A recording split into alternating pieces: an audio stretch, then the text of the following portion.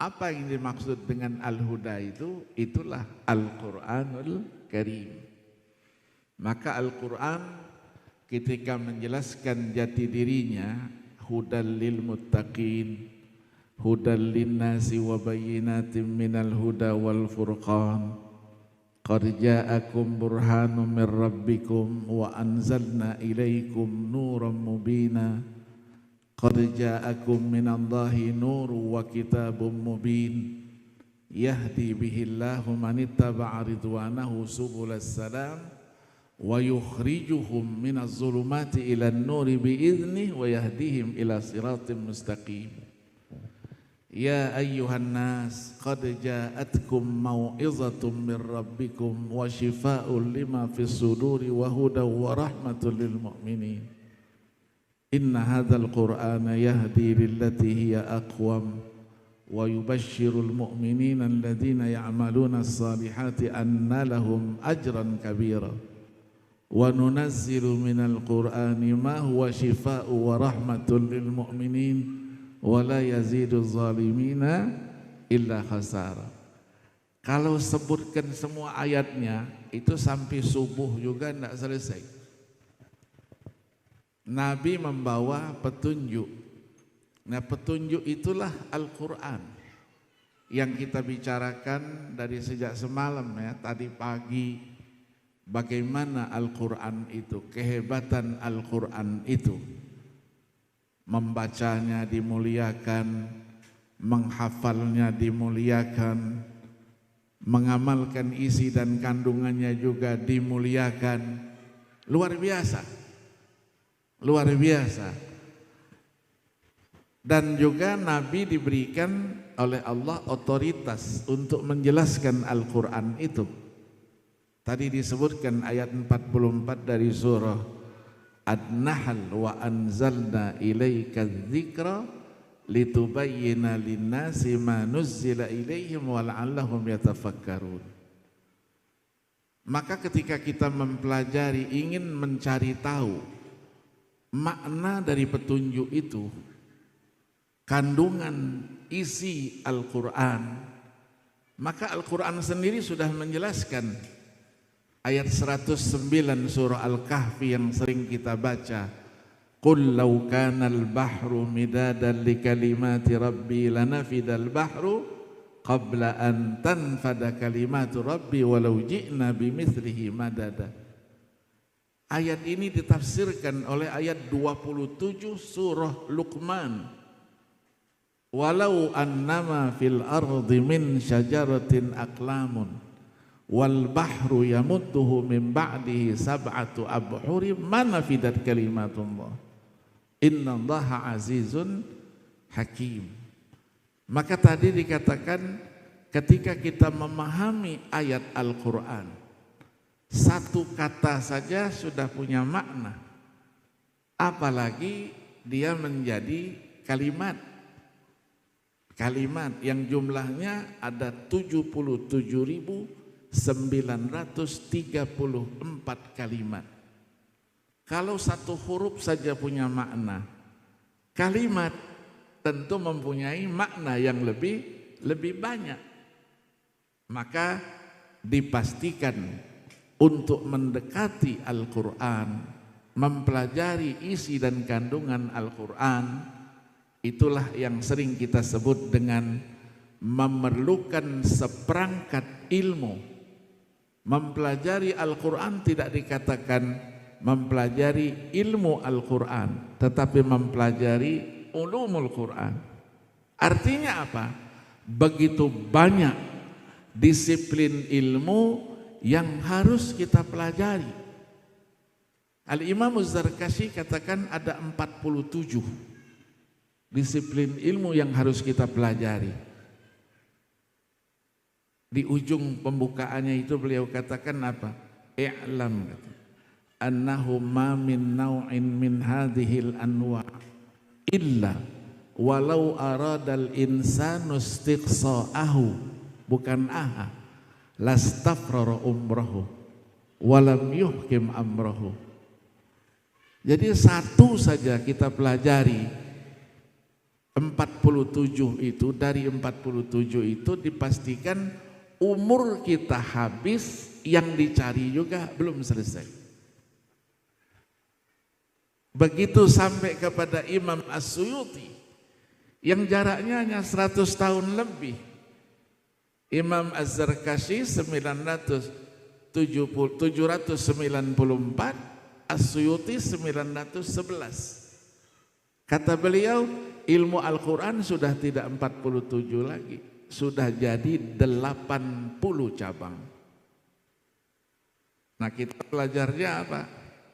Maka tadi disinggung oleh Pak Kures, ada yang baru belajar satu kitab saja sudah hebatnya luar biasa. Satu penafsiran saja jalannya sudah miring-miring.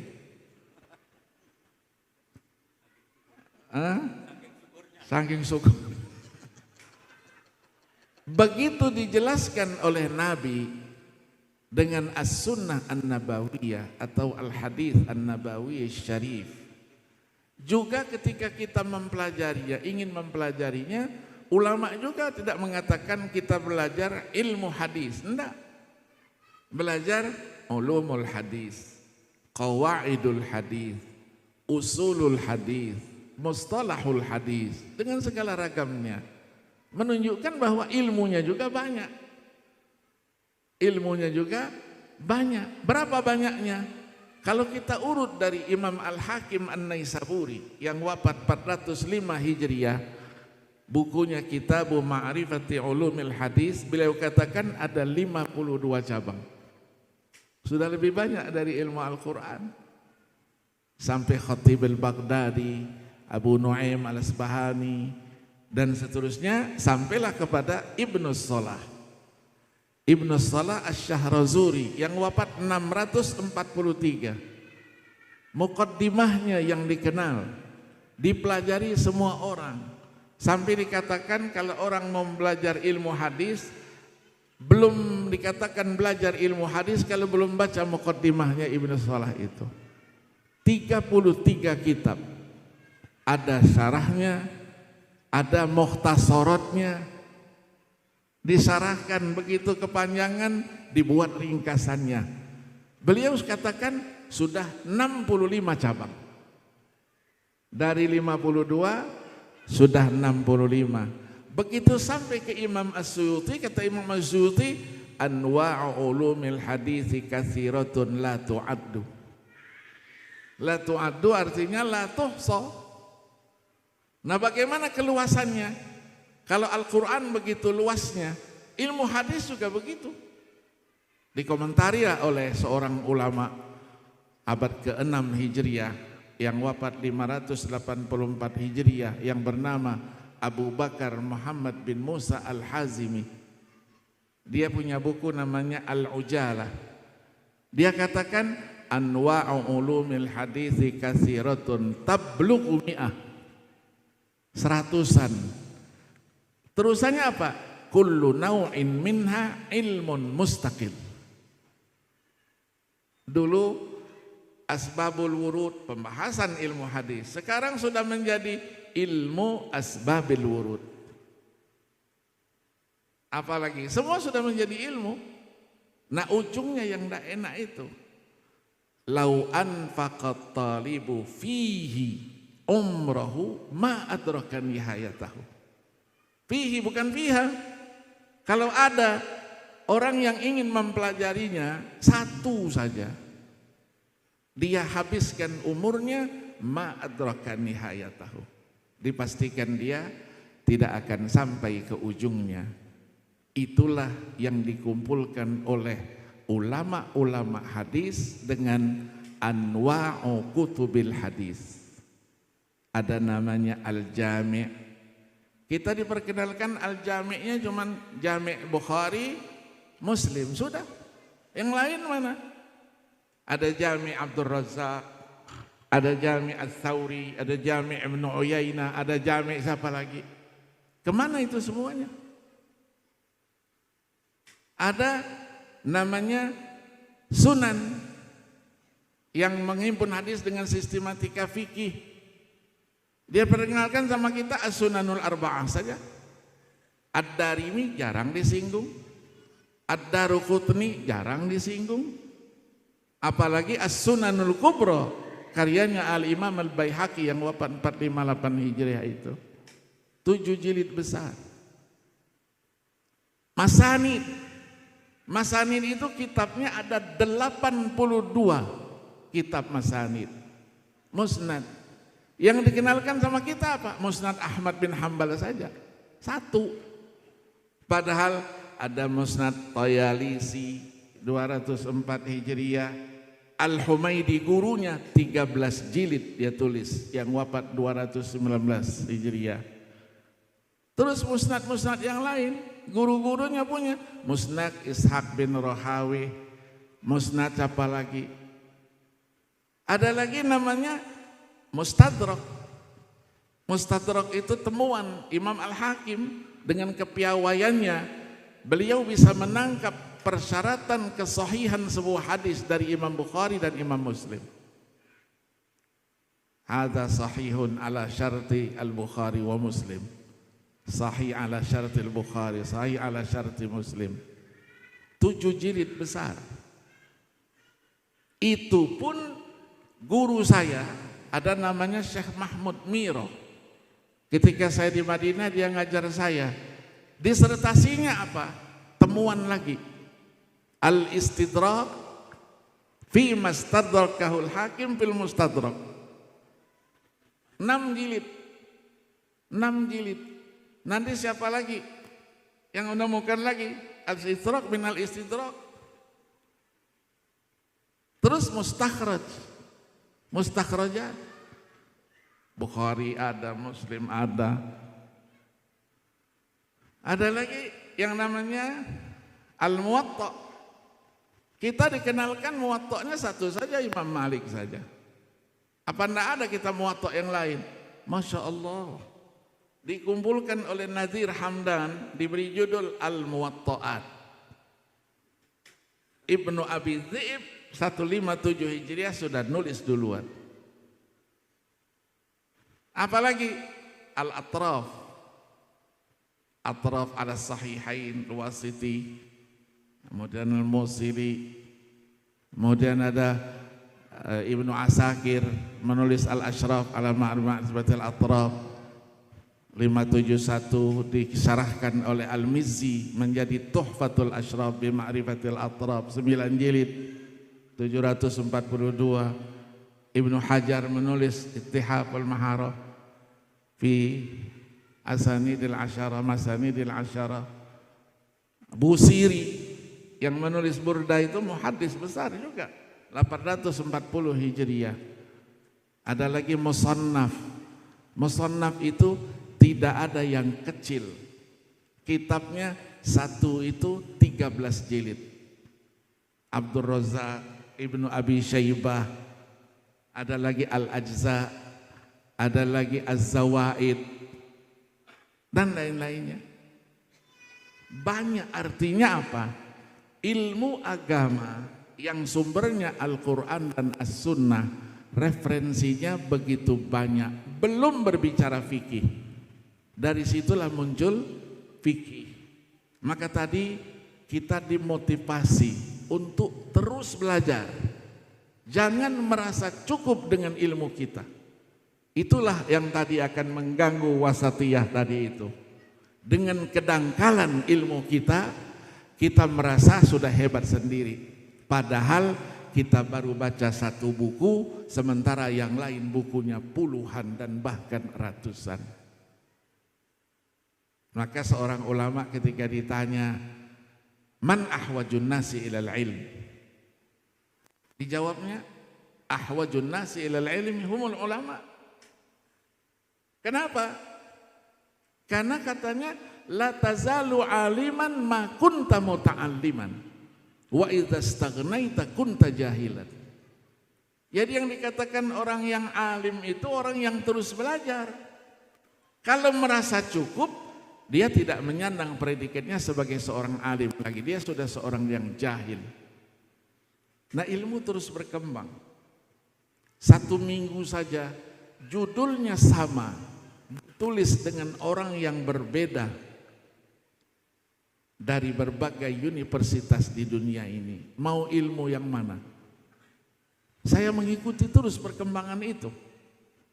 Maka selalu teman-teman saya dari pelosok-pelosok dunia itu ngirim, ini ada buku baru.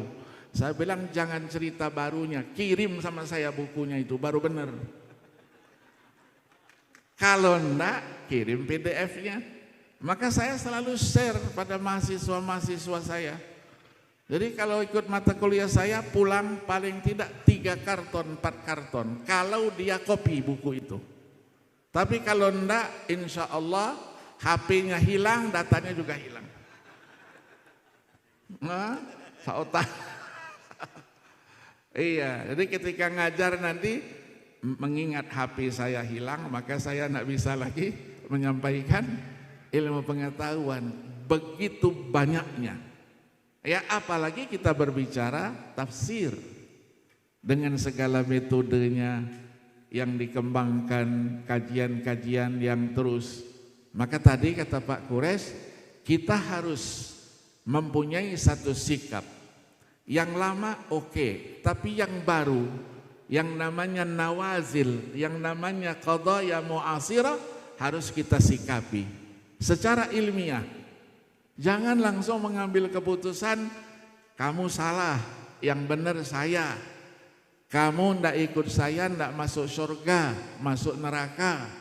Kan banyak kita temukan teman-teman yang begitu itu. Memang surga itu milik mbahnya apa? Bisa ngatur-ngatur masuk surga gitu. Ini menunjukkan kedangkalan di dalam ilmu pengetahuan agama. Maka kalau kita luas wawasannya, pasti kita akan jadikan perbedaan itu dalam konsep wasatiyah, itulah sebagai rahmat. Kita berbeda tapi tetap satu. Boleh kita berbeda dan kita saling menghormati perbedaan itu. Pak Waryono sudah lihat-lihat aja itu. Sudah cukup, Pak? Hah?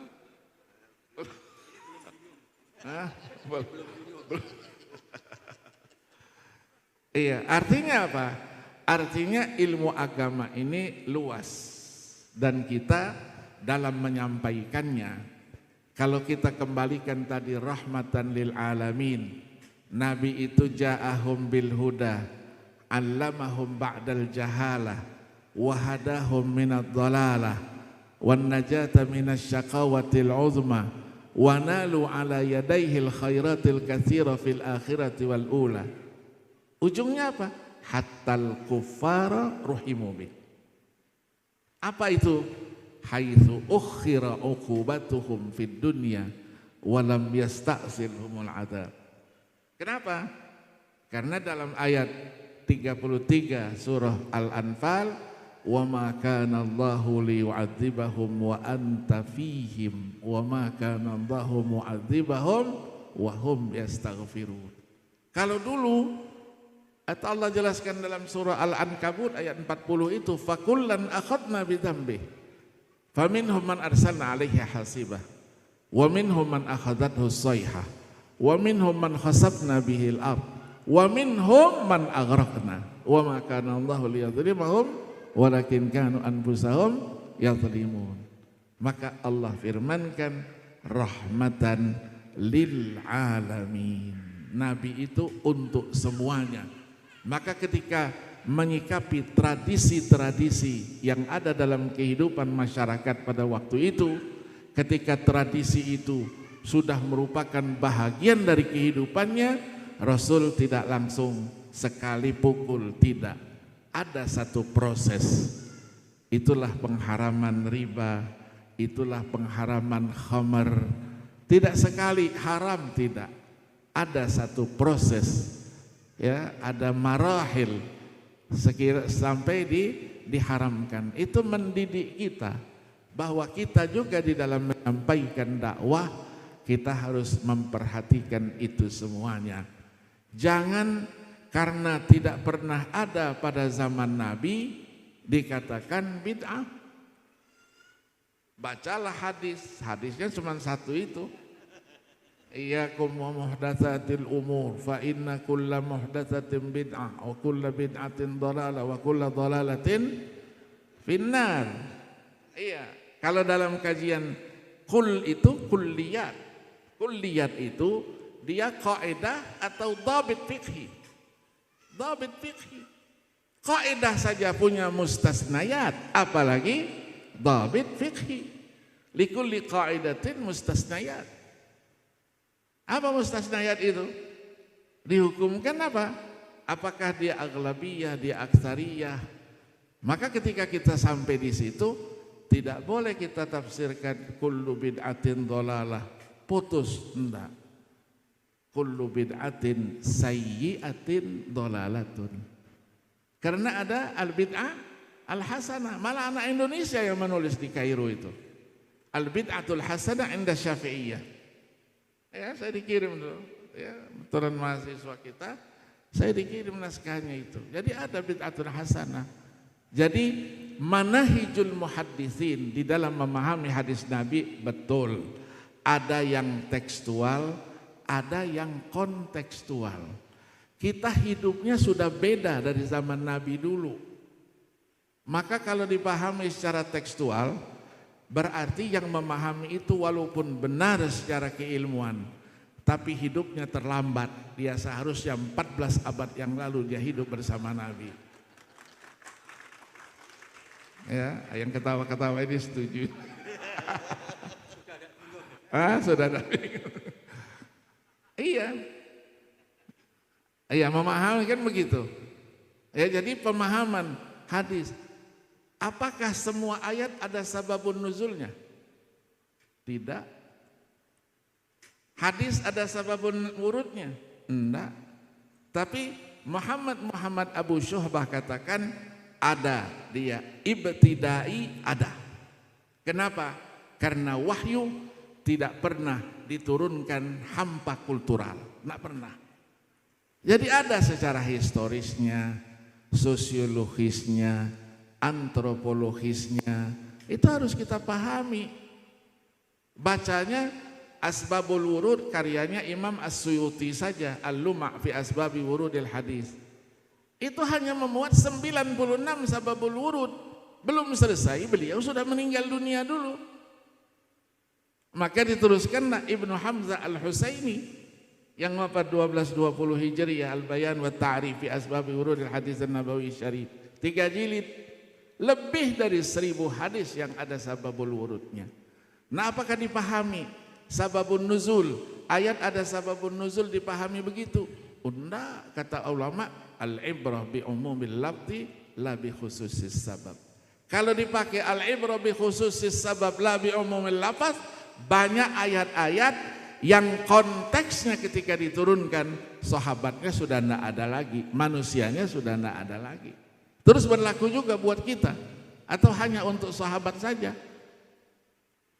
Kita berpikirnya Al-Quran diturunkan itu sebagai wahyu terakhir. Berarti untuk masyarakat waktu ayat itu diturunkan, generasi sesudahnya, generasi kita dan generasi sesudah kita nanti ila yaumil qiyamah.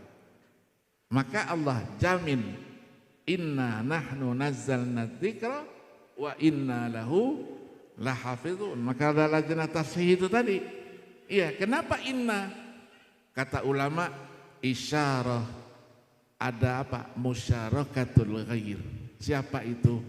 Itulah tadi dikatakan hamalatul Quran.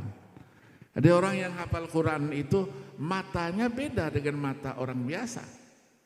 Telinganya juga beda. Ketika ada tulisan di mana saja, ada kaligrafi di masjid, di musholla, begitu dia lihat ada salah, terus ditanggap, ini salah. Padahal masjid itu sudah dibangun 40 tahun yang lalu. Tidak ada yang menemukan kesalahan itu. Begitu juga bacaan, ketika didengar bacaan, maka tadi itu dijelaskan, membaca Al-Quran, menghafal Al-Quran itu harus talaqi wal musyafahah. Supaya jangan salah baca, jangan salah juga mengucapkannya.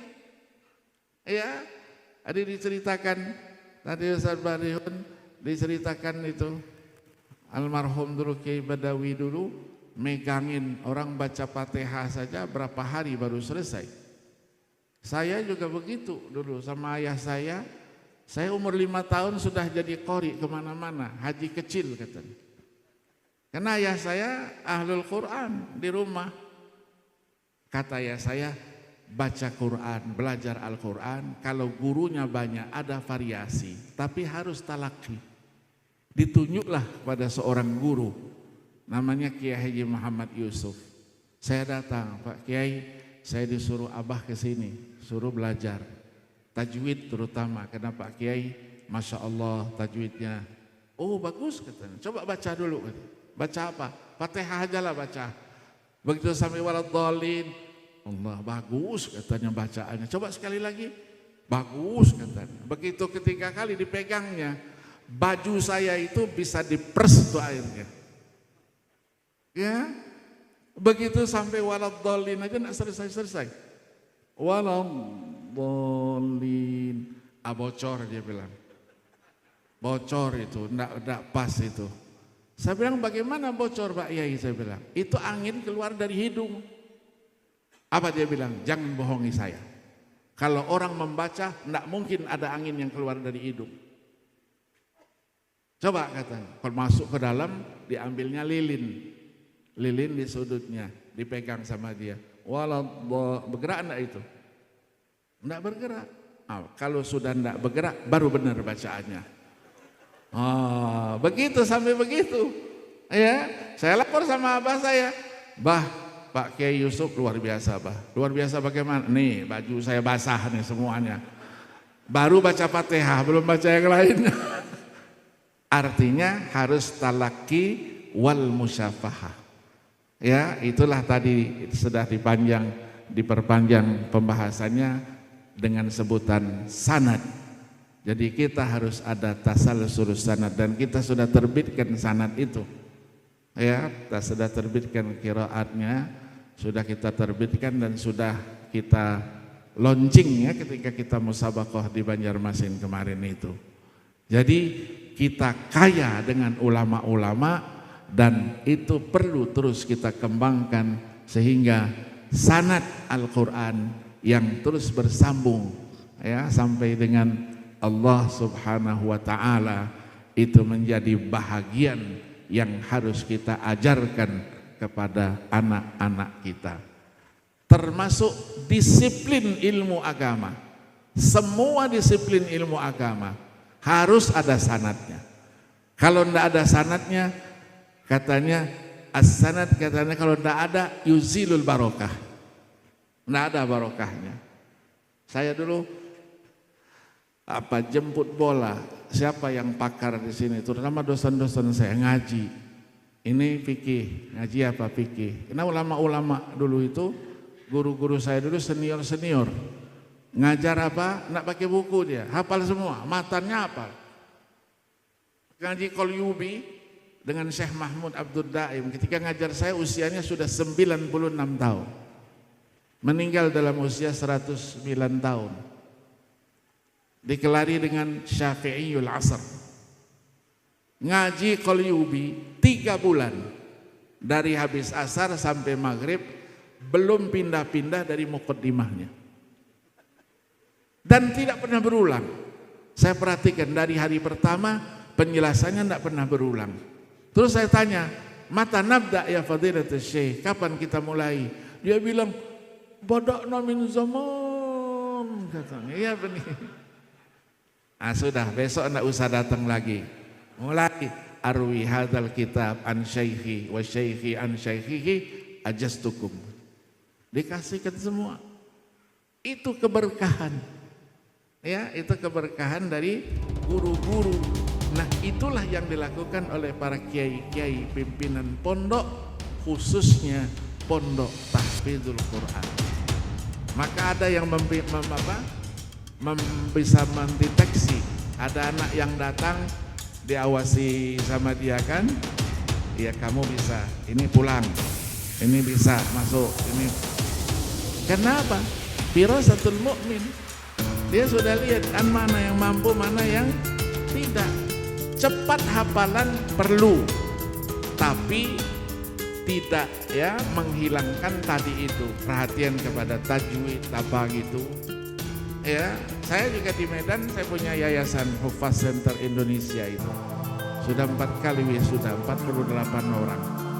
Menghafalnya tidak perlu lama-lama, 3 bulan 10 hari. Paling lama 5 bulan, 10 hari, 20 hari. Kita tes hafalannya. Lancar-lancar saja, tapi betul-betul dipegang oleh anak-anak alumni Mesir yang hafiz-hafiz itu, dijadikan sebagai guru dan selalu mendampingi anak-anak itu. Terima kasih ya, sudah lewat waktunya ya, Pak Oriono sudah lihat jam dulu. Iya karena nama saya kebetulan Akil. Akil itu artinya banyak akalnya. Orang Arab katakan al-aqil yakfihil isyarah. Yang banyak akalnya cukup dengan isyarat. Tidak perlu dikasih surat tanda cinta, enggak. Saya sudah mengerti. Terima kasih. Wallahul muwaffiq ila aqwamit thariq. Wassalamualaikum warahmatullahi wabarakatuh. Waalaikumsalam warahmatullahi wabarakatuh.